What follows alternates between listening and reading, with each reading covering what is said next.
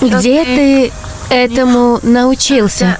Я внимательно наблюдал за моим дедом и всему учился. Было время, когда все делалось из того, что дает земля. И все умели это делать. Почему мы больше не умеем? Что случилось? Белые случились.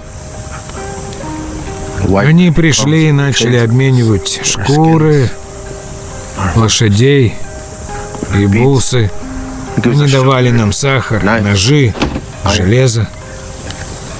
И люди, которые делали все из того, что дает земля, захотели торговать, чтобы жить было проще. А когда нам стало не на что меняться, власти просто давали нам вещи, чтобы мы забыли, как делать их самим.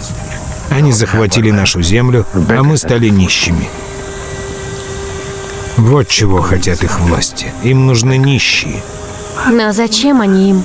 Затем, что нищие не задают вопросов. Те, кто задают, голодают. Тех, кто задают, отправляют в школы, где их учат молчать. Лучше вообще не просить. Лучше просто делать все самим. Пока власти не узнают, что ты это делаешь. А им-то что до этого? Если мы будем делать все сами, нам не будут нужны власти.